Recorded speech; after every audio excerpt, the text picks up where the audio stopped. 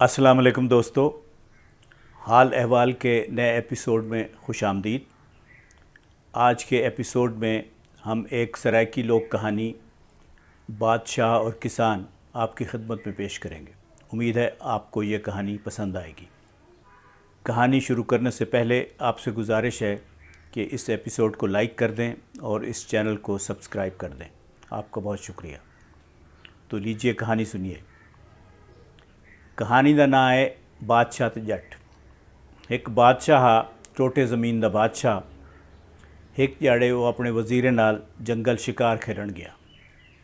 بہت دیر تک شکار کھیڈتے رہے، اڈے اڈے بھجتے درکتے رہے تے این دوران انہیں دا پانی ختم تھی گیا۔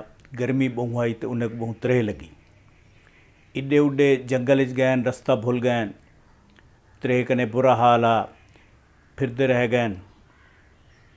آخرکار پھردے پھردے ایک جا تے پہنچن تو اتھاں درخت دے تلے ایک تریمت بیٹھی آئی تے نال پانی دا گھڑا لاتا تے نال ایک جٹ ہل چلیندا کھڑا۔ وہ اتھا گئن تے جٹ جڑا ہل چلیندا کھڑا وہ بھی آ گئے۔ جٹ کو وزیر ڈشے کہ اے بادشاہ ہے، اساں کافی دیر دے اتھاں شکار کرن دے ودیا سے تے سارا پانی ختم تھی گئے، ساکو ترہ لگی ہے، بہت تھوڑا جہا پانی دے دے۔ جٹ ہے کہ ہاں ٹھیک ہے، لیکن جٹ دی زال ہے کہ نا بالکل پانی نہ دے، میں اتنی پروں کنے فجر پانی بھریندی ہاں تے شام تک تو کیا کرے سے تیں اجا ہل چلاونے پانی ختم تھی سی نہ دے۔ جٹ بھی آکھیا اچھا پانی کوئی نہیں، ہوں کہ جٹ ہے کہ میں شام تک ہل چلاونے، میں کو پانی چاہیے ہے، میں کوئی نہیں۔ وزیر بہت محنت کیتی ہے لیکن جٹ نے پانی نہیں دیتا۔ یہ دیکھ کے بادشاہ وزیر کو آکھے چلو کہیں بی جاتے پانی لبھیندے ہیں تے ونجن کنے پہلے جٹ کو آکھے جٹا تیں پانی تو میں کو نہیں دیتا لیکن تو میرا دوست نہیں تے میں ای ملک دا بادشاہ ہاں، اگر کدہیں تے کو مصیبت آوے تو ضرور میرے کنے آویں، میں تیری مدد کرے سا۔ جٹ کہ ون بادشاہ اسے اپنے جاتے، میں کوئی مدد دی ضرورت نہیں۔ یہ سن کے بادشاہ تے وزیر اتھو ٹرین، اڈے اڈے وت پھرے نے، تھوڑی دیر تک انہیں کو پانی مل گئے تے اپنے گھر وال گئے۔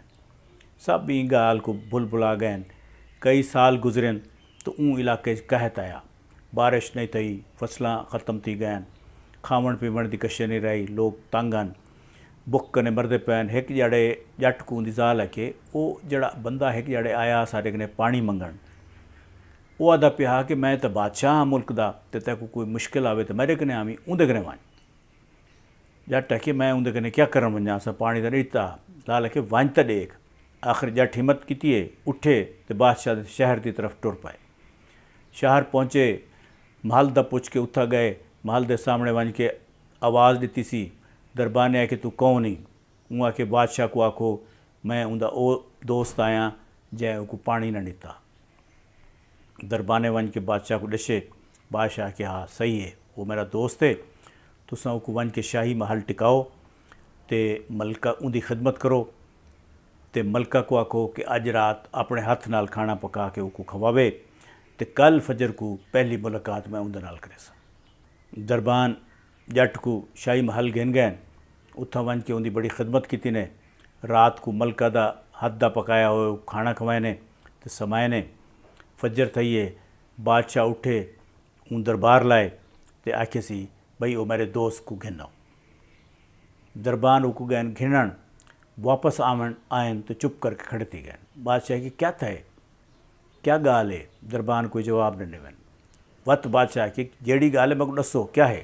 دربانے آکے بادشاہ سلامت اساں گئے ہیں مہمان خانے جٹ کو گھنن، اتھا جٹ تا مویا پائے۔ اوہو بادشاہ کہ تو بڑی افسوس دی گال ہے۔ بادشاہ دے نال اتھا ایک درویش بیٹھا محفل وچ، وہاں کے بادشاہ سلامت اے مرد اوے لگیا ہا جلے گھروں ٹریا۔ دوستو این کہانی تے غور کرو، ان دے بہت بڑا سبق ہے۔ تساں غور کرے سو تو تو کو پتہ لگ سی کہ تواڈے اگوں پچھوں کئی لوگ ایہو جے مردہ چلدے پھردے ودن۔